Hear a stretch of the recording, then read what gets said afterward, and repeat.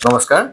মই ইয়াৰ আগৰ ভিডিঅ'ত আপোনালোকক মূলাংক নাম্বাৰ, ভাগ্যাংক নাম্বাৰ কেনেকৈ উলিয়াব লাগে সেইটো শিকালো আৰু নিজৰ পাৰ্চনেল গ্ৰিডখনত আপোনালোকে কাষৰ ষ্টেণ্ডাৰ্ড লুচু গ্ৰিডখন চাই পেলাই কেনেকৈ নিজৰ গ্ৰিডখন বনাব লাগে সেইটো শিকালো।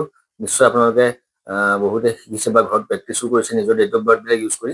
এতিয়া প্ৰত্যেকটো গ্ৰহৰে যে নাম্বাৰ থাকে, মূলাংক নাম্বাৰ কি বুজায় আৰু ভাগ্যাংক নাম্বাৰ কি বুজায়? মূলাংক হ'ল আপোনাৰ পাৰ্চনেলিটি, আপোনাৰ কি পাৰ্চনেলিটি লৈ আপুনি পৃথিৱীলৈ আহিছে বা পৃথিৱীত আপুনি তেনেকুৱা ধৰণৰ পাৰ্চনেলিটি আপুনি আপোনাৰ চৰিত্ৰত দেখা পোৱা যায়, সেইটো মূলাংক নাম্বাৰে কয়।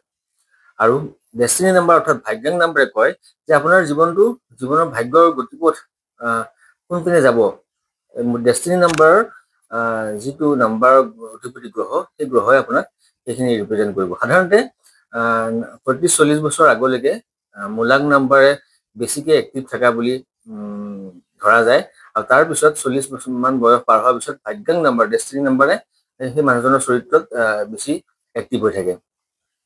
গতিকে মূলাংক নাম্বাৰ যিটো গ্ৰহ, ভাগ্যাংক নাম্বাৰ যিটো গ্ৰহ, তাৰ চৰিত্ৰ কি কি বুজায় সেইখিনি জানিলে আপুনি গম পাব যে আপোনাৰ চৰিত্ৰত এইখিনি ডেভেলপমেণ্ট হৈছে নে নাই। এতিয়া কোনটো গ্ৰহই কি বুজায় মই তাকে আপোনাক জনাব বিচাৰিছো। নাম্বাৰ 1টো হ'ল চান, আপোনালোকে জানে। ১ নম্বৰটো ৰবি, মই আপোনালোকক কৈছোঁ আগতে। ৰবিয়ে কি বুজায়? ৰবি হ'ল পাৱাৰ, অথৰিটি। ৰবি হ'ল একদম ৰজা গ্ৰহ। গতিকে ৰবি নাম্বাৰ 1ৰ লোকসকল সদায় অথৰিটি, পাৱাৰত থাকিবলৈ চেষ্টা কৰে। তেওঁলোকে বেলেগৰ ওপৰত নিজৰ কণ্ট্ৰল ৰাখিবলৈ সদায় চেষ্টা কৰে। ইগ' ভাৱটো তেওঁলোকৰ অধিক হোৱা চৰিত্ৰত দেখা পোৱা যায়। তেওঁলোকৰ কমিউনিকেশ্যনটো তেওঁলোকৰ ভাল, বা ৰবি গ্ৰহই ফাদাৰক বুজায়, দেউতাকৰ লগত সম্পৰ্ক বুজায়। গতিকে মূলাংক 1ৰ লোকসকল বা ভাগ্যাংক 1ৰ লোকসকলৰ চৰিত্ৰত ৰবিৰ কিছুমান কেৰেক্টাৰ দেখা পোৱা যায়। তেওঁলোকৰ কিছুমান লিডাৰশ্বিপ কোৱালিটিও দেখা পোৱা যায়। তেওঁলোকে সদায় লিডিং ফ্ৰম দ্য ফ্ৰণ্ট বুলি যিটো কয়, সন্মুখৰ পৰা তেওঁলোকে লিড কৰি ভাল পায়। তেওঁলোকে কাৰোবাৰ আণ্ডাৰত কাম কৰিবলৈ তেওঁলোকে সাধাৰণতে ইচ্ছুক নহয়। তেওঁলোকে গতিকে এনেকুৱা ধৰণৰ লোকসকলে নিজৰ ব্যৱসায় আদি কৰাটো বেছি ভাল, বা বেলেগৰ আণ্ডাৰত চাকৰি কৰাতকৈ ব্যৱসায় আদি কৰিলে তেওঁলোকে সুখী হোৱা দেখা যায়। নাম্বাৰ 2 হ'ল মুন, চন্দ্ৰৰ নাম্বাৰ। গতিকে আপোনালোকে জানে চন্দ্ৰ মাতৃকাৰক গ্ৰহ আৰু চন্দ্ৰ খুব ঠাণ্ডা শান্ত গ্ৰহ। গতিকে নাম্বাৰ 2ৰ লোকসকল সাধাৰণতে খুব ইম'চনেল হোৱা দেখা যায়। তেওঁলোকৰ খুব চেঞ্চিটিভ। তেওঁলোকে খুব সৰু কথাত তেওঁলোকে চেঞ্চিটিভ। কোনোবাই কিবা এটা কথা ক'লে সদায় মনত ভাবি ল'ব যে কি কাৰণে ক'লে, কিয় ক'লে, তেনেকুৱা ধৰণৰ কথা কিছুমান তেওঁলোকৰ মনত লাগি থাকে নম্বৰতে। আৰু মাকক বুজায়, মাকৰ লগত সম্পৰ্ক, এনেকুৱা ধৰণৰ 2 নম্বৰৰ লোকসকলক বেছি বুজায়। আৰু নেচাৰ, তেওঁলোকে প্ৰকৃতিৰ প্ৰেমী হয়। তেওঁলোকে প্ৰকৃতিৰ প্ৰতি তেওঁলোকে আকৃষ্ট বেছি হয়। গতিকে নাম্বাৰ 2টো খুব শান্ত, খুব ঠাণ্ডা নাম্বাৰৰ লোক।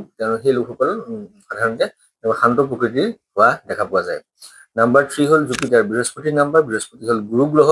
গতিকে আপোনালোকে জানে বৃহস্পতি নলেজৰ, জ্ঞানৰ কাৰক। গতিকে নাম্বাৰ 3 লোকসকল সাধাৰণতে দেখা পোৱা যায় যে তেওঁলোকে য'তে সুবিধা পায় ত'তে নিজৰ জ্ঞান বৃদ্ধি কৰিবৰ কাৰণে তেওঁলোকে চেষ্টা কৰে। য'তে চান্স পায় তাতে কিবা এটা শিক্ষা ল'বৰ কাৰণে সদায় তেওঁলোকে চেষ্টা কৰে। তেওঁলোক খুব আনন্দ ফূৰ্তিত থকা মানুহ হয় আৰু তেওঁলোকে বহুত মানুহৰ আগত তেওঁলোকৰ নিজৰ বক্তব্য ৰাখিবৰ কাৰণে সদায় তেওঁলোকে চেষ্টা কৰে, বা তেওঁলোকৰ কথা বহুতখিনি মানুহে একেলগে তেওঁলোকৰ কথা শুনা দেখা পোৱা যায়। আৰু তেওঁলোকক অলপ গুৰুস্থানীয়, যিহেতু নাম্বাৰ 3 গুৰু, যিহেতু তেওঁলোকক গুৰুস্থানীয় লোক হিচাপে মানুহে আদৰ কৰা দেখা পোৱা যায়।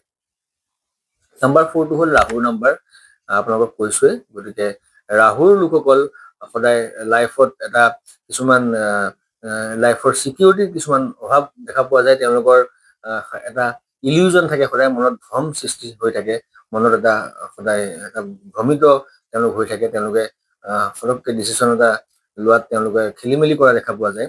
আৰু ৰাহুৰ নাম্বাৰ লোকসকলৰ এটা চৰিত্ৰ হ'ল তেওঁলোকে বহুতৰ শুনিব, কিন্তু কৰিব শেষত নিজৰটোৱেই।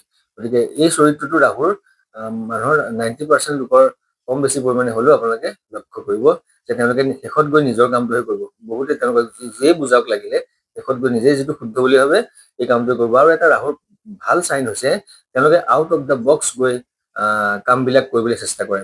অৰ্থাৎ যিবিলাক কাম অন্য মানুহে ব্ৰেইনে ঢুকি নাপায়, তেওঁলোকে তেনেকুৱা ধৰণৰ কাম এটা কৰি দেখুৱাই দিয়ে। মানুহে আচৰিত হৈছে, এই এনেকুৱা ধৰণৰো কাম কৰিব পাৰি নেকি, বা তেনেকুৱা ধৰণৰ ৰাহুৰ লোকসকলৰ, নাম্বাৰ 4 লোকসকলৰ তেনেকুৱা চৰিত্ৰ। আউট অফ দ্য বক্স গৈ পেলাই চিন্তা কৰি কিবা এটা কাম হাচিল কৰাত ৰাহুৰ নাম্বাৰ 4 লোকসকলৰ কাৰণে চৰিত্ৰ দেখা পোৱা যায়। 5 নম্বৰটো হ'ল বুধৰ নাম্বাৰ। নাম্বাৰ 5ৰ লোকসকল বুধৰ নাম্বাৰ, তেওঁলোকৰ কমিউনিকেশ্যন পাৱাৰটো খুব ভাল। শিশুসুলভ কিছুমান চৰিত্ৰ তেওঁলোকৰ দেখা পোৱা যায়। তেওঁলোকৰ যিহেতু বুধটো শিশু গ্ৰহ, বালক গ্ৰহ, গতিকে নম্বৰ 5ৰ লোকসকলৰ শিশুসুলভ চৰিত্ৰ দেখা পোৱা যায়। তেওঁলোকে সাধাৰণতে বিজনেছ মাইণ্ডেড সদায় হ'বই। যদি চাকৰিও কৰি আছে তেওঁলোকৰ নম্বৰ 5ৰ লোকসকল, তেওঁলোকে বিজনেছ ব্যৱসায়ৰ প্ৰতি তেওঁলোকে কেতিয়াবা নহয় কেতিয়াবা জীৱনত আকৃষ্ট হ'বই, বা ছাইড বিজনেছ হ'লেও কিবা এটা কৰিবই, কাৰণ নম্বৰ 5টো বিজনেছৰ লগত খুব বেছি ৰিলেটেড হৈ থাকে। আৰু জীৱনত এটা বেলেঞ্চ ৰক্ষা কৰিবলৈ চেষ্টা কৰে। তেওঁলোকে জীৱনটো সদায় এটা বেলেঞ্চত, দুইফালে তেওঁলোকে বেলেঞ্চ কৰি জীৱনটো ৰক্ষা কৰিবলৈ চেষ্টা কৰে। তাৰপিছত নম্বৰ 6 আহিলে। নম্বৰ 6টো আপোনালোকে জানে শুক্ৰ হ'ল, মই কৈছিলোঁ যে লাক্সাৰী, ধন, ঐশ্বৰ্য, সম্পত্তি, বিভূতি আদিৰ গ্ৰহ।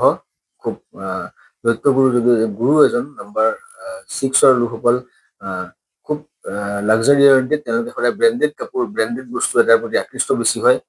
বেলেগ মানুহে যিকোনো বস্তু এটা যদিও পচন্দ কৰে, তেওঁলোকে তেনেকুৱা ধৰণৰ নহ'ব। তেওঁলোকক সদায় এটা ব্ৰেণ্ড অৰিয়েণ্টেড হ'ব, তেওঁলোকে ব্ৰেণ্ড ভাল পোৱা মানুহ হ'ব। কিন্তু ফেমিলিৰ প্ৰতি খুব তেওঁলোকৰ চিন্তা বেছি থাকে। নিজৰ ক্ল'জ ফেমিলি যিটো থাকিব, তেওঁলোকৰ প্ৰতি ইনচিকিউৰিটি ফিল কৰে, ফেমিলি ইনচিকিউৰিটি, তেওঁলোকৰ প্ৰতি চিন্তা ভাৱনাবিলাক বেছি হয়। আৰু জীৱনত তেওঁলোকে চেক্ৰিফাইচ সদায় কৰা দেখা যায়। তেওঁলোকে অন্যৰ কাৰণে, ফেমিলিৰ কাৰণে সদায় নিজে চেক্ৰিফাইচ কৰিবই। নিজৰ লোকচান হ'লেও পৰিয়ালৰ লোকসকলক তেওঁলোকে সুখত ৰাখিবলৈ সদায় চেষ্টা কৰে। এইটো হ'ল নম্বৰ 6ৰ কেৰেক্টাৰ। বাকীকেইটা মই ইয়াৰ পিছৰ ভিডিঅ'ত আপোনালোকক জনাই আছোঁ। আপোনালোকৰ যাৰ 1ৰ পৰা নম্বৰ 6লৈকে মূলাংক হওক বা ভাগ্যাংশ, অৰ্থাৎ চাইকিক নম্বৰ বা ডেষ্টিনি নম্বৰ কাৰোবাৰ যদি আছে, আপোনালোকে ৰিলেট কৰিছেনে নাই বাৰু, মোক এবাৰ জনালে মই ভাল পাম। ধন্যবাদ।